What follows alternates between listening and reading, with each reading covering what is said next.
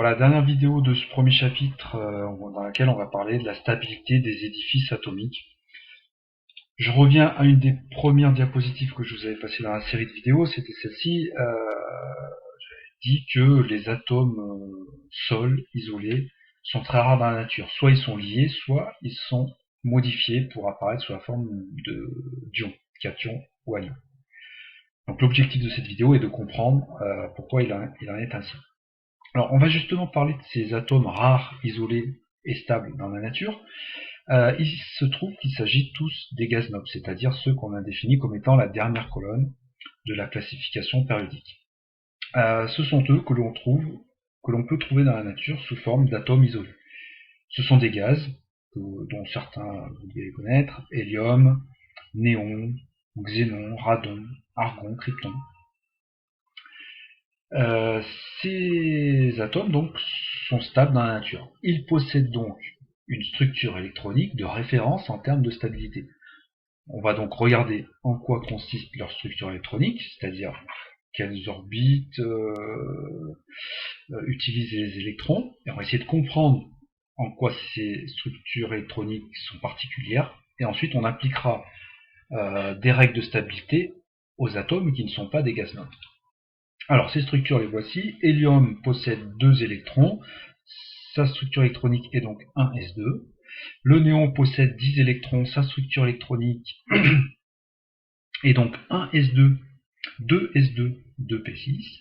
L'argon 18 électrons, 1s2, 2s2, 2p6, 3s2, 3p6. Le krypton 36 électrons, 1s2, 2s2, 2p6, 3s2, 3p6, 4s2, 3d10. On avait parlé de cette petite particularité-là. Et 4p6. Voilà, c'est assez clair. Quelles propriétés ont leurs structures électroniques? Et bien c'est qu'elles finissent toutes par des orbitales atomiques saturées en électrons. Donc pour le cas de l'hélium, l'orbital atomique finale est la 1s et elle est saturée avec ses 2 électrons. Pour le néon, l'orbital atomique finale est la 2p et elle est saturée avec ses 6 électrons. Pareil, 3p6, 4p6. Donc, la règle de stabilité, c'est la suivante. Il faut, pour être stable, avoir une dernière orbitale atomique saturée. Soit il s'agit d'une S, bon ça c'est rare, ça ne peut être que comme l'hélium, et donc il faut 2 électrons, un S2, soit il s'agit d'une structure de type P, une orbitale de type P, et il faut qu'elle ait 6 électrons, 2p6, soit éventuellement D, avec ses 10 électrons, D10, etc., etc. Donc, ça explique déjà pourquoi ces atomes de gaz noble sont stables dans la nature. Et puis, pour les atomes qui ne sont pas des gaz nobles, ils vont essayer de leur ressembler, c'est-à-dire ils vont essayer d'avoir une orbitale atomique finale saturée. Pour ça, il y a 2 moyens. Premier moyen, c'est gagner ou perdre des électrons en fonction de ce qui les arrange. Mais un atome qui perd ou qui gagne des électrons n'est plus un atome, il va devenir un ion, puisqu'il va se charger électriquement. Effectivement, un atome est neutre parce qu'il possède autant d'électrons que de protons. Si, parce que ça nous arrange en termes de stabilité, on ajoute des électrons ou on en enlève, la structure n'est plus électriquement neutre. Elle va devenir chargée, et donc ce sera un ion. Premier cas, un atome qui perdrait un ou plusieurs électrons. S'il perd un ou plusieurs électrons, il se retrouve donc avec davantage de protons que d'électrons. Donc davantage de charge positive que de charge négative, il va devenir un ion positif, c'est-à-dire un cation. Cas inverse, si l'atome gagne un ou plusieurs électrons, il va posséder davantage d'électrons que de protons. Il va donc posséder davantage de charge négative que de charge positive. Sa charge globale sera négative et il s'agira d'un anion. Précisément, combien ils doivent en perdre ou en gagner? Et puis quels sont les atomes qui doivent en perdre ou en gagner? Ça va dépendre de leur structure électronique. Un ion monoatomique sera stable si il adoptera la même configuration électronique que celle d'un gaz noble. Prenons l'exemple de l'atome de sodium. Na possède 11 électrons. Sa structure électronique est donc 1s2, 2s2, 2p6, 3s1. on voit bien que ce 3s en trop, là.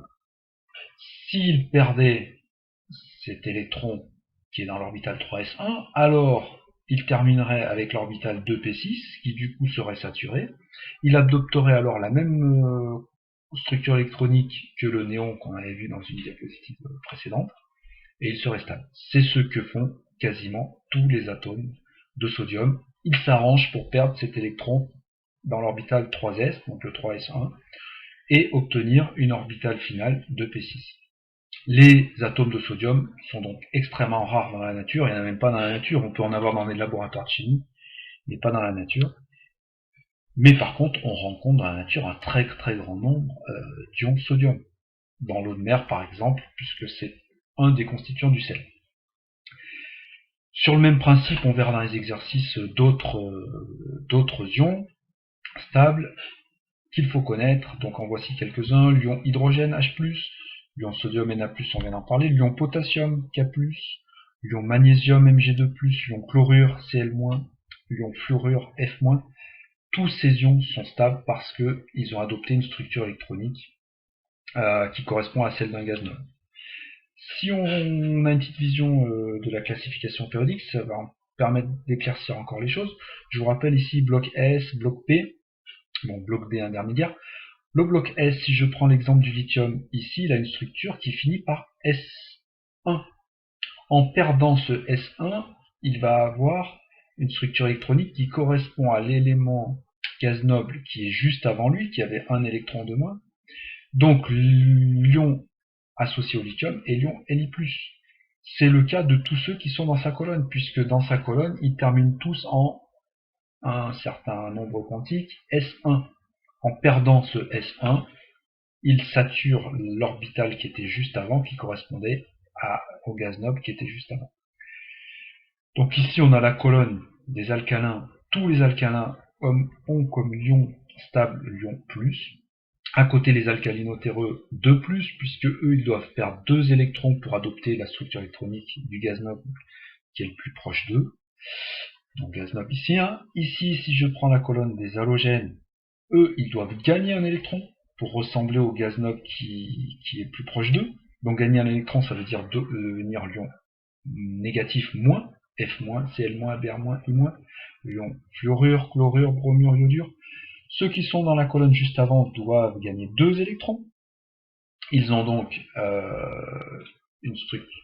Ils font donc un ion stable avec 2-, O2-, S2-, etc., etc. Voilà, perdre ou gagner des électrons, c'est un des moyens que les atomes ont pour se stabiliser. Deuxième moyen, c'est s'associer pour former des molécules, parce que dans l'association, on va voir que chacun va pouvoir acquérir des électrons supplémentaires, et donc éventuellement se rapprocher de la structure d'un gaz noble. En faisant des liaisons covalentes, donc en se liant, les atomes vont pouvoir bénéficier des électrons qu'ils vont mettre en partage avec un partenaire. Une liaison covalente, c'est ça, c'est le partage d'électrons entre deux partenaires. On va voir plus précisément comment ça se passe. D'abord pour un atome très simple, l'atome d'hydrogène et la molécule de dihydrogène. Un atome d'hydrogène est un atome qui a comme structure électronique un S1. Il voudrait bien ressembler au gaz noble le plus proche de lui, c'est-à-dire l'hélium, avoir la structure 1s2. Pour ça, il faut qu'il gagne un électron. Alors, il peut le gagner définitivement, comme on l'a vu par le premier mode, donc devenir un ion, mais il peut aussi trouver un deuxième hydrogène qui est dans la même situation, qui aimerait bien avoir un électron supplémentaire, et il partage l'électron. Donc ici, vous avez l'hydrogène symbolisé en bleu, avec son seul électron bleu, il en voudrait bien un de plus.